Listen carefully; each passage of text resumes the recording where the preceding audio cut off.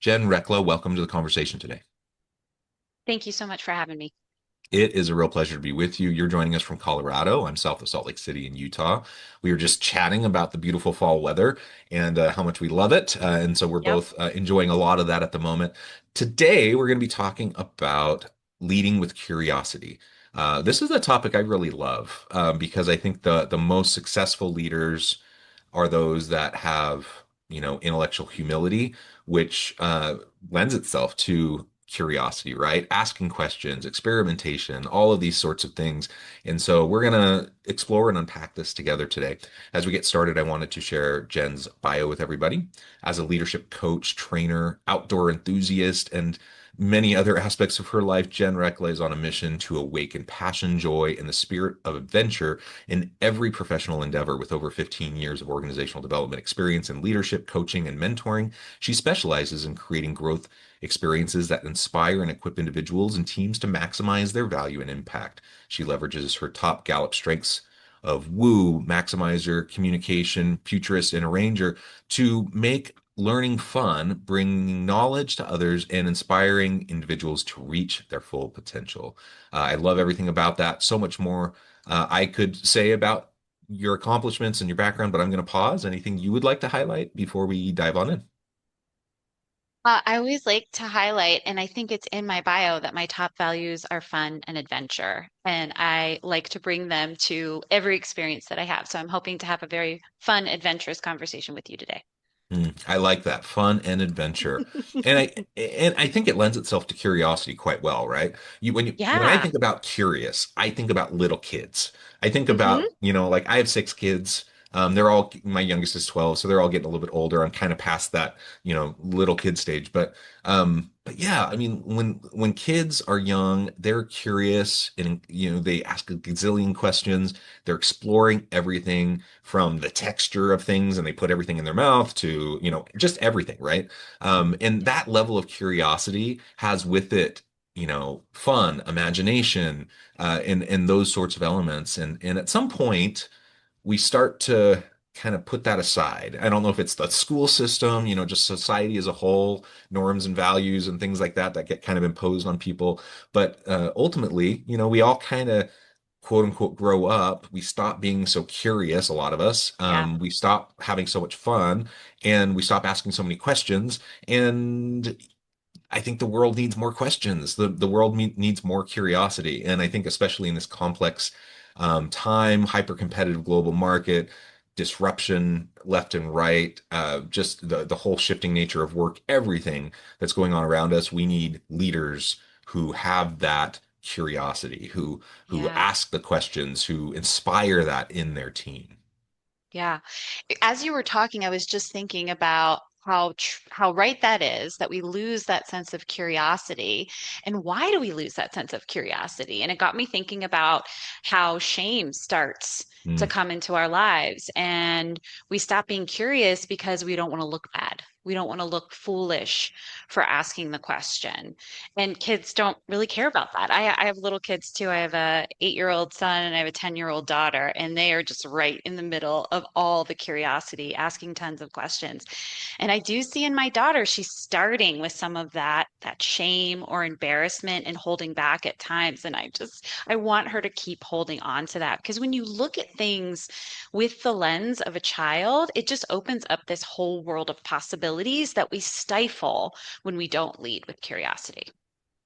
yeah, and it's not like people are sitting around thinking, how do I stifle all of the fun and curiosity and Right. inquisitiveness out of people? Like nobody wants Right. that, right? But it just kind of it does happen. And Yeah. again, that's a bigger topic for another day, like all the reasons behind that. And I think it's complex, Hmm. but the reality is it happens, right?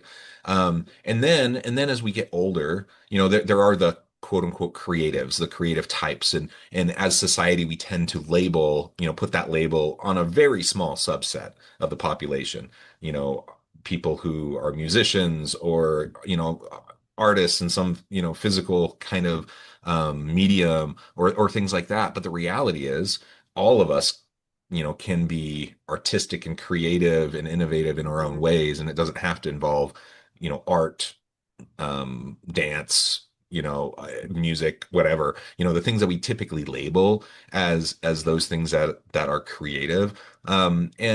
And so we have this big disconnect between, how we are when we're young, and then, the shame elements that build Mhm. in, the social pressures that build in, all that kind of stuff. And then just the way we frame it in our heads, I think we do ourselves a huge disservice as adults, because we're like, oh, I'm not creative. That's for that person over there. And then we Mm. don't exercise the muscle of creativity and asking questions.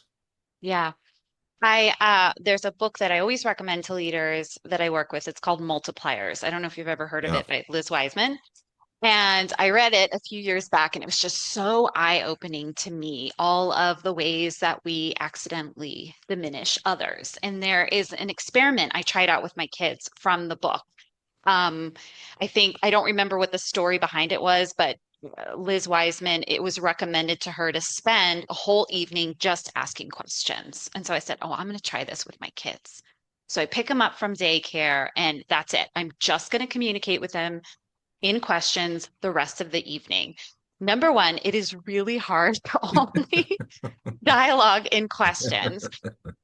But the second thing that happened was I had one of the best conversations with my daughter. I think at the time she might have been 7 or 8. And we talked about friendship and what it really means to be a friend, what friendship means to her. And I remember the next day when I picked her up from daycare, she said to me, "What questions do you have for me today?"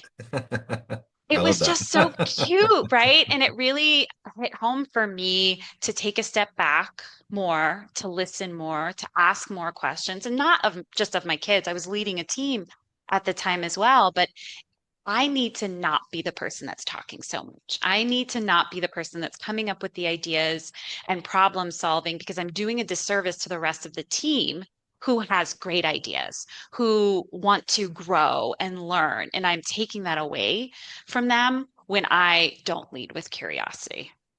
Yeah, I love that. And I want to drill in on what that means, leading with curiosity. I think we're getting a feeling for it. Yeah. But I love the conversation driven only by questions. Someone, I can't remember who it was, but they mentioned, you sit down at the dinner table at night and you ask your kids, how was school today? What did you learn Mm-hmm. today? Things like that. And someone suggested, instead of asking, what did you learn today? Ask, what questions did you ask today? Um, I it love that. obviously that leads to that topic of learning. It'll probably Hmm. lead to them explaining the types of things they learned that day. But it's a powerful way to frame it, right? That you're just encourage like, because I think whether it's shame based or whatever, like we at some point we start to feel like it's not okay to ask questions. Um, Yeah. and so, like, as a parent, I want my kids to ask questions, and that's Yeah. even if it's uncomfortable to other people. Like sometimes people don't like having questions asked of them. They don't like answering questions, and I think students recognize that. And so, some continue to, but a lot kind of, self-censor quite a bit. And so encouraging that amongst my kids has been, a priority. I want my kids to be Mm-hmm. inquisitive. I want them to ask lots of questions and to always be curious and to not think that they have it all figured out. And let them know that I don't have it all figured out. Like, Right? just because I'm in my mid 40s, I've lived a decent amount of life at this point. I'm still trying to figure out what I want to do with my life, Like I don't know, Yeah. like the vast majority of things I know almost nothing about. And so just helping to model that for my kids has been powerful, and to try to do the same for teams. And like you said, I think we inadvertently stifle um that inquisitiveness, that curiosity, and that Mm. creativity, with others around us, just because we don't ask enough questions, because we don't listen enough, and we just kind of, it's like the classic, I mean, it's a little bit of a gendered thing, and I'm not sure that's always accurate, but like the classic gendered kind of trope of the woman going to her husband and wanting to talk about her day and explaining the problems, and then the Mm. husband trying to insert, Fix you it. know, fix it and insert answers to all the things she's saying. And she doesn't want that. She just wants Yeah. to have someone to listen and to validate and to just be with, and I think there's a lot of truth in that for everybody. Like we all could do better at that. Yeah, it's interesting. There's definitely the scary factor of asking questions, right? Because what if somebody diminishes my idea or pops my balloon, or they look at me like that's a really stupid question? There's this other piece of storytelling. Humans are really good at coming to conclusions, making judgments, telling our own stories. And so we think we already know the answer and we walk in with that judgment. And so we don't get curious. We might get furious. Or I was, again, having a conversation with my daughter in the car about some things that were happening in her gymnastics class and really trying to encourage her to get curious because she had all of these stories in her head about the way people were treating her and what they were thinking without really knowing. And we ended up having a really good conversation. But how many times do we do that as leaders too? Mm. Right? We get some feedback or we observe something, we see something, we hear something. And before even talking to the person, we fit in the missing pieces of the puzzle. And we have our story, we have our conclusion, we come back to that person with that conclusion or that judgment call, and we're not right, or they automatically go on the defensive. We don't have a productive conversation, and then we get frustrated because there's this conflict and it's just like this downward spiral that continues. So leading with Yeah. curiosity is really not stepping in with those stories. It's you're not going to get rid of them completely, but hold on to those stories as hypotheses, Mm. knowing all the answers that you really want to understand if the story you're telling yourself is true or not. So when you're digging into curiosity, it's about understanding the other person's perspective. It's about having a two-way, bi-directional dialogue with the other individual and making them feel valued and heard. Because that's what you want to get to with your employees, that your team members. You want them to feel valued and heard because when they feel valued and heard, they're going to give you their best. Yeah, and whether it's intentional or not, if you do other things to undermine that, right, then Yeah. people are going to disengage, and that's where you Yes. get, the quiet quittings and all the quiet, things that people were talking about there a couple years ago. Mm-hmm. The reality is there's a whole bunch of reasons why people disengage, Mm-hmm. why they Mm-hmm. mentally check out, or they don't, they kind of do the bare minimum, and they don't, you know, really put their all into it anymore. And frankly, I can't blame people. I mean, it's not smart. Like if you want to be successful in your job and in your career, you should really, try to push back on that tendency. Mm-hmm. But it's completely understandable why people do that. Because there's Yeah. only so many times you're gonna like put yourself out there with a leader, and then if they kind of shut you down every time, or in some way, impose this false narrative onto you, then you don't feel like it's safe anymore. Right.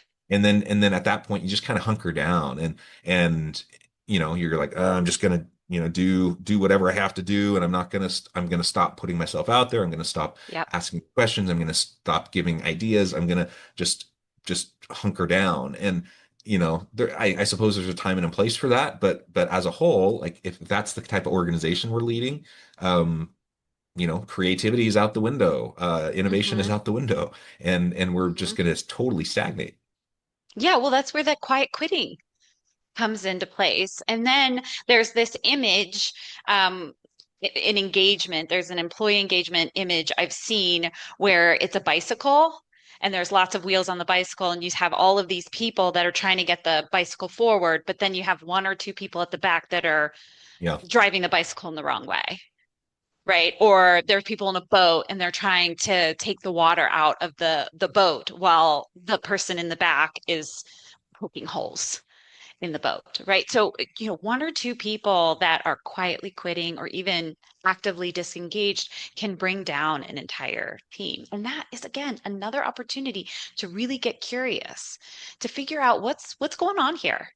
Is it that perhaps their strengths are not aligned with the work that they're doing? Is there something else that's going on outside of work? Could it be me? right? Am I doing something or not doing something? Am I actively seeking feedback from people so that I'm continuously working on myself? Because we're all works in progress.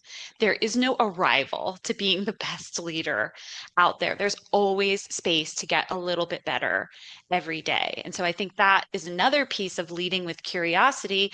It's always asking, how can I get a little bit better? How can I do a little bit better? How can I really create the best environment for the people on my team to grow and thrive? Yeah, and you referred to it earlier as having a hypothesis. So like I love Yeah. that mindset, like a the scientific method mindset of let's of experimentation, formulate a Yes. hypothesis. It's human nature. We're all going to do it. So like there's no way around that. So let's not pretend like we're not going to draw conclusions from from limited Right. information.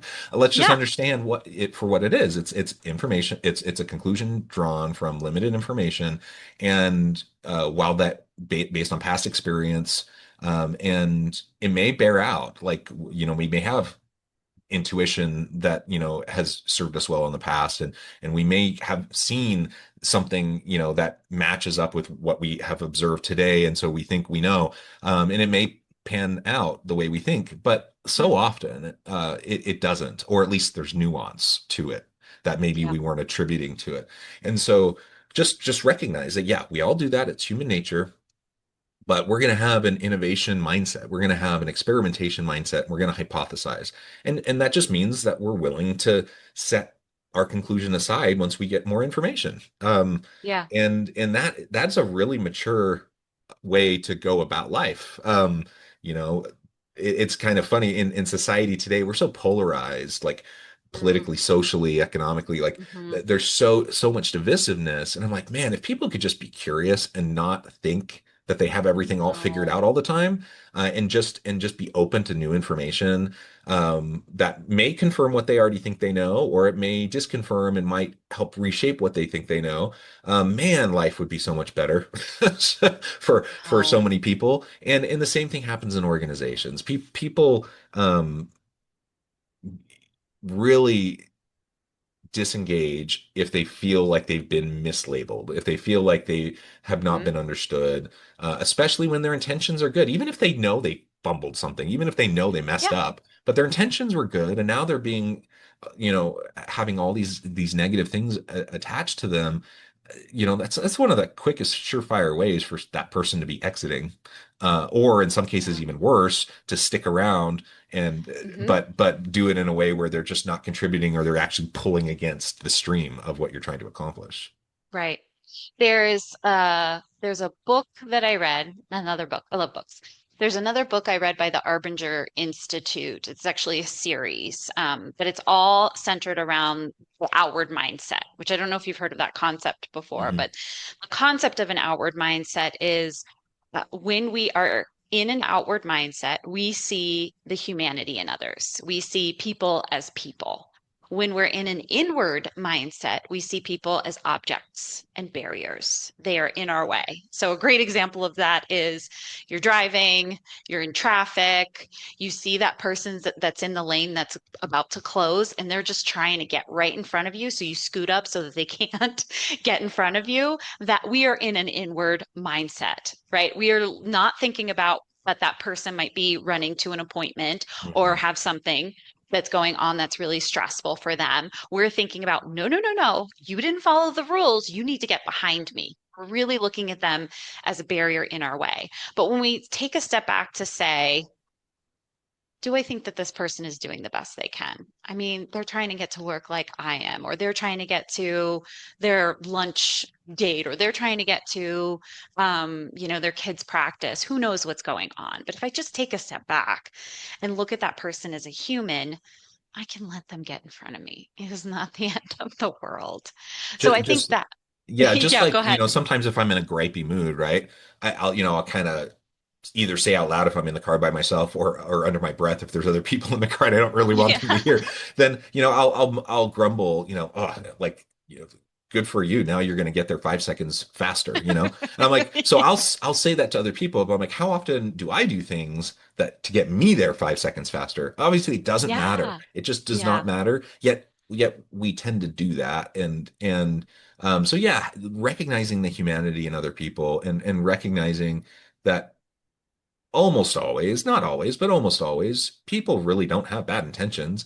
Um, Yes. and I was with the driving example, again, sometimes if I'm not in the best of moods, I might gripe a little bit about something someone does. They cut me Hmm. off, they whatever, they do something dumb or whatever, right? Um, but I always feel humbled by the next time I do something dumb. Like, and it never is intentional. Like I Hmm. do not want to be an asshole driver on the road. Right. And so, but every now and then I'll do something where I'm not paying enough attention. I'll cut someone off, or Hmm. I'll be at a four-way stop and I go when it's not my turn, or like something like that. And then I'm like, I'm that guy now. But it wasn't intentional. And so if it wasn't intentional for Hmm. me, probably wasn't intentional for any of those other people Yeah. either. Yeah, I mean, it's just we really are, we're all just trying the best that we can. I lean into that belief that we have different backgrounds, we have access to different resources. So given that, we really are, we don't wake up in the morning. I think most people don't wake up in the morning and think, whose day could I ruin today? Right? They really, really do want to try, but we get in our own way. Our ego gets in our way as well. The last organization that I worked with many years ago when I started, I remember being so excited and I really wanted to prove myself. And I had all of these ideas. And I went into that first team meeting and shared a bunch of those ideas. And the team was like, it sounds like you don't think we're doing a good job. I was like, oh, ego. Trying to prove myself. This is not helping. I really need to be focusing on getting a sense of the current state, being curious, asking questions, connection, building relationships, building trust.